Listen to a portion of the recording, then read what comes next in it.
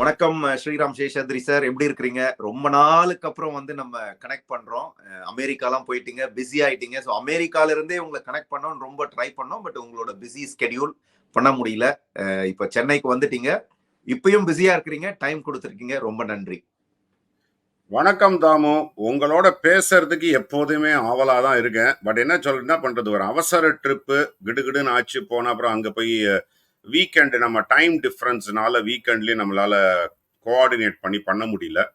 S, ரொம்ப long overdue with you. அதனால வந்து my regrets for not accepting. ஆனா நல்லா இருக்கேன், ரொம்ப நலமா இருக்கேன். Very good sir. அதாவது அண்ணா நகர்ல இருந்தாலும் அமெரிக்கால இருந்தாலும் வந்து தமிழக அரசியலும் இந்திய அரசியலும் தொடர்ந்து பார்க்கக்கூடிய ஆளு. ஏன்னா நீங்க அங்க இருந்தாலும் ட்விட்டர்ல ரொம்ப ஆக்டிவா இருந்தீங்க. நீங்க அமெரிக்கால இருக்கிற அந்த நேரத்துல தான் அண்ணாமலையுடைய அந்த எண்மண் எண்மக்கள் யாத்திரையின் நிறைவு விழா நடந்தது. ஸோ அது எவ்வளவு பிரம்மாண்டமா நடந்தது. நம்மளுடைய பாரத பிரதமர் வந்து எவ்வளவு உற்சாகமா அதுல வந்து கலந்துகிட்டார் அப்படின்றத பார்த்திருப்பீங்க.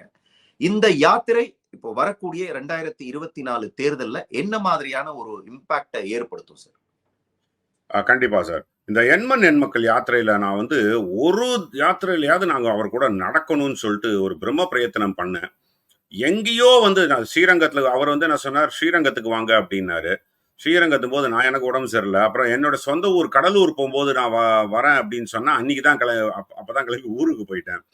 ஸோ அதனால வந்து சம்ஹவ் என்னால் அந்த ஒரு யாத்திரையில போயிட்டு பங்கெடுத்து அது எப்படி மக்களினுடைய அந்த ஒரு அந்த ஆதரவு எப்படி இருக்கு நேரடியா பார்க்கக்கூடிய ஒரு வாய்ப்பை தவற விட்டுட்டேன். இன்ஃபேக்ட் நிறைய பேர் வந்து எனக்கு மெசேஜும் போட்டாங்க, என்ன ஏதோ போறேன்னு சொன்னா ஏன் போகலையா, உன்னை கூப்பிடலையான்லாம் கூட நிறைய பேர் கேட்டாங்க. இன்ஃபேக்ட் அந்த விதத்தில் ஐ ஷுட் அப்ரிஷியேட் அண்ணாமலை. ஏன்னா நீங்கள் வந்து அதுக்கப்புறம் நான் வந்து ஸ்ரீரங்கம் போக முடியலன்னு சார், எங்கே வேணால் வாங்க சார், நம்ம ஒரு நாள் நடப்போம் கூட அப்படின்னு சொல்லிட்டு ஒரு என்கரேஜ் பண்ணார். என்னால் போக முடியல சார். இது வந்து அந்த முடிவு, அந்த இது வேலிடிட்டரி ஃபங்க்ஷன், அதை விட த்ரூ அவுட் தட் 100 days 234 தொகுதிகளிலும் அவருக்கு கிடைத்த அந்த ஆதரவும் ஆரவாரமும் அன்பும் அந்த மரியாதையும், இது வந்து கண்டிப்பாக ஒரு 2 கோஷ்டி வயிற்றுல புளிய கரைச்சிருக்கு. ஒன்று இந்த டி ஸ்டாக்ஸாக இருக்கக்கூடிய நம்ம டிஎம்கே அண்ட் கோ, இன்னொன்று நம்ம கூடவே இருந்து நமக்கு வந்து ஒரு அனுகூல சத்ருவாக இருந்த ஏடிஎம்கே வயத்திலையும் ஒரு புளிய கரைச்சிருக்குன்னு தான் சொல்லுவேன். ஏன்னா ஒரு தென் மாவட்டங்கள்ல நடக்கும்போது உடனே எல்லாரும் என்ன பண்ணாங்க, தென் மாவட்டங்கள்ல அதிமுக வீக்கு, பிளஸ் கொஞ்சம் அந்த ஒரு ராமேஸ்வரம் அந்த இடத்துல எல்லாம் கன்னியாகுமரி எல்லாம் பிஜேபி ஒரு ஸ்ட்ராங், அதனால அங்க வந்து ஒரு நல்ல ஷோவை போட்டாங்கன்ட்டு. கொங்கு மண்டலத்தை வரும்போது தான் அதிமுக ஒரு பெரிய புளிய கரைக்க ஆரம்பிச்சது. ஏன்னா கொங்கு மண்டலத்தை அந்த வந்த ஒரு ஆர்ப்பரித்த ஒரு மக்கள் கூட்டம், இது வந்து கண்டிப்பா எடப்பாடி பழனிசாமிக்கு அப்பதான் டிசைட் பண்ண ஆரம்பிச்சார், பிஜேபி கூட அலையன்ஸ் இருந்தோம்னா நம்ம காலி ஆயிடுவோம் அப்படின்னு சொல்லிட்டு தான் அவர் அந்த ஒரு டிசிஷனுக்கு வந்திருப்பாருன்னு தான் எனக்கு தோணுது. அதை விட முக்கியமா வட மாவட்டங்கள்லயும் அதே அளவுக்கு வந்து ஒரு பெரிய ஒரு ஆரவாரம் தெரிஞ்சது வந்து இட் வாஸ் ஐ ஓப்பனர். ஏன்னா இது எல்லாமே உடனே ஓட்டா கன்வெர்ட் ஆயிடுமான்னா ஆகாது, அதெல்லாம் எல்லாம் வந்து தியரிட்டிக்கலா வச்சிருவோம். பட் இதுக்கு முன்னாடி இந்த மாதிரி பாஜக கூட்டப்பட்ட கூட்டத்துல ஆள்கள் வந்ததே கிடையாது. இந்த மாதிரி ஒரு ஊர்லயும் வந்து ஒரு 10,000 பேர் வராங்க அப்படின்ற அளவுக்குலாம் இருந்தது கிடையாது. திருமண கூட்டத்தில் ஒரு 10 சேர் இருக்கும், 100 சேர் போட்டிருப்பாங்க, 10 சேர்ல தான் உட்காந்துருப்பாங்க, இவங்க பேசிட்டு போவாங்க. அப்படிதான் இருந்த ஒரு காலகட்டத்தில் இந்த மக்களினுடைய ஆரவாரம், அதுல பாத்தீங்கன்னா all walks of life, socially வந்து ஒரு நல்ல நிலைமையில இருக்கிறவங்களும் சரி, இல்லை வந்து ஒரு அடிமட்ட உழைப்புல இருக்கக்கூடியவங்களும் சரி, ஒரு பெண்கள் ஆகட்டும், இளைஞர்கள் ஆகட்டும், ஸ்டூடெண்ட்ஸ் ஆகட்டும், இந்த மாதிரி எல்லாருமே பறந்து வந்து இருந்தாங்க. அதுதான் வந்து ஒரு பெரிய விஷயம். பல்லடத்தில் நடந்த இந்த ஒரு எண்மண் எண்மக்களினுடைய அந்த இறுதி நாள், அந்த 108வது நாள் விழால வந்து பிரதமர் கலந்துகிட்டது வந்து அங்கேயே ஒரு ரோட் ஷோ நடந்தது. அவர் வந்து ஒரு ஜீப்ல வந்து ஒரு ரோட் ஷோ மாதிரி போனார்.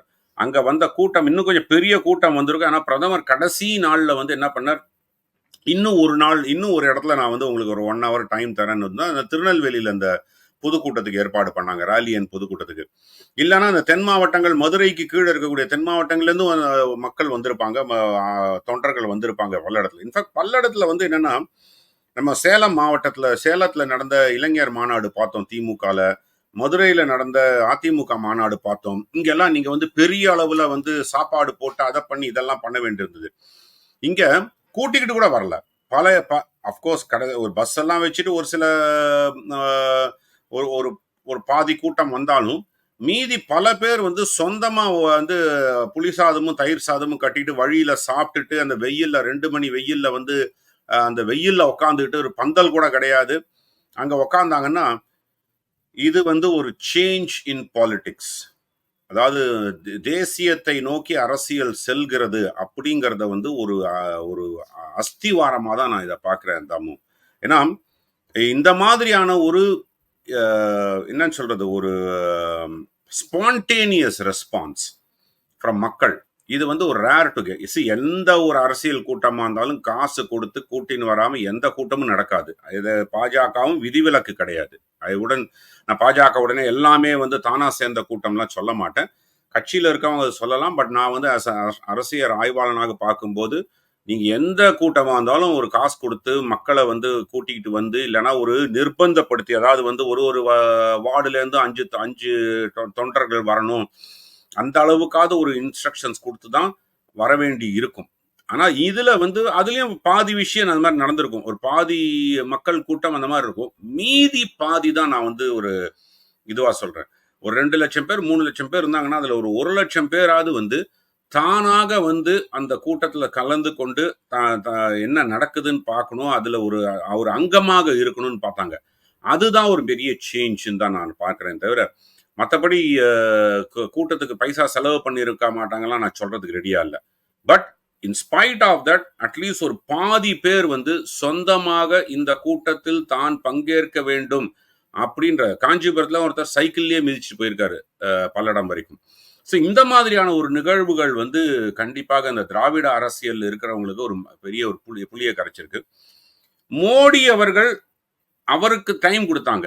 மோடி வந்த பிற்பாடு முருகன் அவர்களோ இல்லைன்னா அண்ணாமலை பேசும்போதோ ரொம்ப ஷார்ட் அண்ட் ஸ்வீட்டா பேசிட்டு மோடி அவர்களுடைய பேச்சுக்கு ஒரு இது கொடுத்தாங்க. அதனுடைய டிரான்ஸ்லேஷன் ரொம்ப அருமையா இருந்தது. ஏன்னா ஒரு biggest challenge for north Indian தலைவர்கள் தமிழ்நாட்டில் வந்து பேசும்போது அந்த டிரான்ஸ்லேஷன் வந்துடலாம், அந்த எமோஷன்ஸ் வரணும், மாடுலேஷன்ஸ் வரணும். அதுல அந்த சுதர்ஷன் என்பவர் வந்து அந்த ஒரு மாடுலேஷனோடய டிரான்ஸ்லேட் பண்ணார். மோடி எந்த விதமான ஒரு குரலை யூஸ் பண்ணவர் கிட்டத்தட்ட ஒரு குரலும் மேட்ச் ஆகுதா. அப்போ வந்து மோடியே தமிழில் பேசினா மாதிரியான ஒரு இதை வந்து ஏற்படுத்தினார். அது வந்து ஒரு பெரிய ஒரு விஷயம். அது வந்து ஒரு கிரேட் ஃபைண்டுன்னு தான் சொல்லுவேன். ஏன்னா ராகுல் காந்தி ஆகட்டும் மற்றவங்கலாம் வரும்போது அந்த டிரான்ஸ்லேஷன் பார்த்துருக்கோம். தங்கபாதுலாம் பண்றதெல்லாம் நம்ம பார்த்துருக்கோம். அது வந்து ஒரு காமெடி ஷோ மாதிரி தான் இருந்தது. இன்ஃபேக்ட் மோடி வரும்போதே பலர் டிரான்ஸ்லேட் பண்ணியிருக்காங்க. ப்ரொஃபசர் ஸ்ரீனிவாசன் பண்ணியிருக்காங்க, எச் ராஜா பண்ணியிருக்காங்க, எஸ்ஆர் சேகர் ஒருத்தரம் கூட பண்ணியிருக்காருன்னு கேள்விப்பட்டேன். அதெல்லாம் வந்து ஒரு ப்ரிப்பேர்டு ஸ்பீச்சா இருக்கும். அதெல்லாம் வந்து ஒரு பிளெயின் டிரான்ஸ்லேஷனா இருக்கும். அதுல வந்து எமோஷனோ மாடுலேஷனோ மோடி யூஸ் பண்ணக்கூடிய அந்த மாடுலேஷன் இருக்காது. வேற இவர் வந்து அப்படியே அதை இது பண்ணார், இமிட்டேட் பண்ணார் அந்த அதே மாடுலேஷன்ல. ஸோ அதனால அது வந்து ஒரு பெரிய விஷயத்துல இருந்து. ரெண்டாவது அண்ணாமலை அவர்களை தட்டி கொடுத்து அது வந்து இது பண்ணும்போது இது என்னன்னா இது பிஜேபியில இருக்கிறவங்களுக்கும் ஒரு மெசேஜ் தான். நான் பல முறை சொல்லிட்டு இருக்கேன். அண்ணாமலை வந்து நம்ம அந்த திண்டுக்கல்ல இருந்து மதுரை கார்ல போகும்போதும் சரி, நம்ம ஷோலயே நம்ம பேசியிருக்கோம். மோடி ஒரு ஸ்ட்ராங் மெசேஜ அதிமுகவோ கூட்டணி கட்சிகளோ தாண்டி பாஜக 2ஆம் கட்ட தலைவர்களுக்கும் இது மூலமா ஒரு மெசேஜ் சொல்லிக்கிட்டே இருக்காரு. அண்ணாமலை இஸ் த பாஸ் அப்படிங்கறத வந்து அவர் சொல்லிக்கிட்டே இருக்காரு. குறிப்பா உங்க லாங்குவேஜ்ல சொன்னா உள்குத்து குத்தக்கூடியவர்களுக்கு ஒரு மெசேஜ் கொடுத்திருக்காரு. உள்குத்து குத்தக்கூடியவர்களுக்கு திராவிட பாஜகவினருக்கு ஒரு மெசேஜ் கொடுத்துக்கிட்டே இருக்காரு. நான் இதை வந்து ஓப்பனாவே சொல்றேங்க. நிறைய தலைவர்கள் என்கிட்ட வருத்தப்பட்டிருக்காங்க, நீங்க இப்படிலாம் சொல்லக்கூடாதுன்ட்டு. நான் சொன்ன சித்தாந்தத்துல இருந்தீங்கன்னா நான் ஏன் சார் உங்களை சொல்ல போறேன் அப்படின்னு. யாரா இருந்தாலும் அந்த சித்தாந்தத்துக்குள்ள இருந்து சரினா ஆர்எஸ்எஸ் வளர்ப்பு என்பது வந்து வேறங்க. ஆர்எஸ்எஸ் வளர்ப்பு என்பது உதாரணத்துக்கு ஒரு அத்வானியோ முரளி மனோகர் ஜோஷியோ அவர்களோ உங்களுக்கு அவர்கள் வெற்றி பெற்ற பிற்பாடு எந்த ஒரு போர்ட்போலியோவும் கொடுக்கலன்னு போது அவங்க வாய திறந்தாங்களா? ஏன்னா எவ்வளவு பெரிய டால் லீடர்ஸ். அத்வானி இல்லைன்னா பாஜக ஆட்சி அமைப்பது என்பது கனவுல கூட நினைச்சு பார்த்திருக்க முடியாது. அப்பேற்பட்ட ஒரு தலைவர் அவர் வந்து 2014 தேர்தலில் வெற்றி பெற்ற உடனே அவருக்கு ஏதாவது ஒரு போர்ட்போலியோ கொடுப்பாங்கன்னு எல்லாரும் எதிர்பார்த்தாங்க, கொடுக்கப்படவில்லை. அவர் அது சத்தமே போடலையே, அதுக்கு வருத்தம் தெரிவிக்கல. ரைட்? முரளி மனோகர் ஜோஷி ஸ்காலர், அவருக்கு ஒன்றும் கொடுக்கல.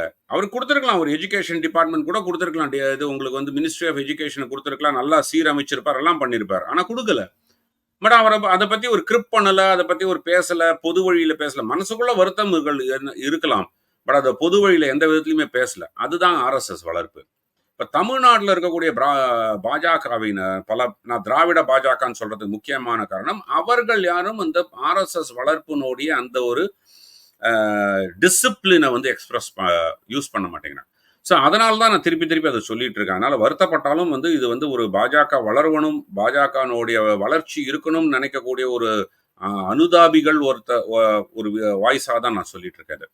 ஸோ அவர்களுக்கு கொடுக்கப்பட்ட மெசேஜ், அதாவது அண்ணாமலையை ஒரு பர்சனலா தன்னுடைய வளர்ப்பு அப்படிங்கிற மாதிரி மோடி அங்க பிரதிபலிக்கிறார். அது தொண்டர்கள் மத்தியில் ரொம்ப ஸ்ட்ராங்கா போய் நிக்குது. அண்ட் இன்னொரு முக்கியமான விஷயம், கவனிக்கக்கூடிய விஷயம் என்னன்னா, 2019 இருந்த நிலைமை 2024 தமிழ்நாட்டில் இல்லை. 2017 முதல் 19 வரை ஒரு பிம்பம் கட்டமைக்கப்பட்டது. 2 பிம்பம். ஒன்னு, பாஜக மறுபடியும் மத்தியில் ஆட்சியில் வராது அப்படின்ற ஒரு பிம்பம் கட்டமைக்கப்பட்டது. 2வது, மோடி அவர்கள் தமிழகத்தை வஞ்சித்து விட்டார், கூடவே எடப்பாடி அடிமை ஆட்சியும் மோடியும் சேர்ந்து தமிழகத்தை வஞ்சித்து விட்டார்கள், சிறுபான்மையினர் வஞ்சித்து விட்டார்கள். இந்த மாதிரியான ஒரு பிம்பம், கட்டமைக்கப்பட்ட பிம்பம் எல்லாம் தமிழ்நாட்டில் உடைஞ்சு போயாச்சு. ஏன்னா மக்கள் பார்க்கறாங்க, திமுக ஆட்சிக்கு வந்த பிற்பாடு இன்னும் more they are seeing that, right? நம்ம இதுவே திமுக பத்தி கடைசியா பேசுவோம். பட் திமுக ஆட்சிக்கு வந்த பிற்பாடு அந்த அந்த மோடி அவர்களுடைய திட்டங்கள் என்ன, எது மேலாம் ஸ்டிக்கர் ஒட்டினாங்க அப்படிங்கறத வந்து பிஜேபி நல்ல பரப்புரை பண்றாங்க. அண்ணாமலையும் அதை வந்து அப்பப்போ எடுத்து சொல்றதுனால என்ன ஆகுது, மக்களுக்கு புரியுது. அது புரிய ஆரம்பிக்கும் போது என்ன ஆகுது, அண்ட் முக்கியமா வந்து நாங்கெல்லாம் வந்து கிரவுண்ட்ல போய் பேசும்போது என்ன நடக்குதுன்னா, எல்லாரும் சொல்லக்கூடியது மோடி தாங்க அடுத்து வராரு அப்படின்ட்டு. சரி, இந்த மொமெண்ட் மோடி தான் அடுத்து வரான்ற கன்வின்ஸ் ஆயிட்டாங்கன்னா, அந்த நான் சொல்லியிருக்கேன் தெரியுமா ஒரு தடவை, இந்த மாதிரி இந்த மதில் மேல் பூனையில் இருக்கிறவன் எந்த கட்சியும் சாராதவன் வந்து என் ஓட்டு வேஸ்ட் ஆயிடக்கூடாதுன்னு சொல்லிட்டு அந்த பாப்புலரா போய் ஓட்டு போடுவாங்க. அவங்க எல்லாம் பிஜேபிக்கு வந்து போடுவான் இப்போ. ஸோ அதனால் தமிழ்நாட்டில் ஒரு பெரிய ஒரு சர்ப்ரைஸ், அதாவது ஒரு சுனாமி சர்ப்ரைஸ் அப்படின்னு சொல்லிட்டு சொல்லக்கூடிய அளவுக்கு ஒரு மேஜர் சேஞ்ச் வரக்கூடிய வாய்ப்பு 2024 இருக்கு. அதை பாஜக பயன்படுத்துமா இல்லையான்றது இன்னும் தெளிவாகல. அதை பத்தியும் பேசுவோம். பட் ஆனா எண்மண் எண்மக்கள் யாத்திரை கண்டிப்பாக ஒரு கிளர்ச்சியை ஏற்படுத்தி இருக்கு. மக்கள் மனதுல ஒரு பெரிய நம்பிக்கையை கொடுத்திருக்கு. பாஜகவிலேயே பலருக்கு ஒரு தன்னம்பிக்கையை கொடுத்திருக்குன்னு தான் சொல்லுவேன். நிச்சயமா சார், நீங்க சொன்ன மாதிரியான அந்த ஒரு சுனாமியான ஒரு சேஞ்ச் வந்து நடக்கும் அப்படிங்கிற நம்பிக்கை வந்து எனக்கும் இருக்கு. ஏன்னா நான் வந்து ஒரு நாள் அந்த யாத்திரையில கலந்துக்கிற வாய்ப்புன்னு சொல்ல மாட்டேன், ஒரு பாக்கியம் கிடைச்சது அப்படின்னு சொல்லுவேன். நீங்க சொன்னபடி எல்லா வயசு ஆட்களும் வந்தாங்க, இளைஞர்கள், +2 படிக்கிற பசங்க எல்லாம் வந்து நின்னு அண்ணாமலையுடைய பேச்சை கேட்டு அதுக்கு ரெஸ்பாண்ட் பண்ணாங்க.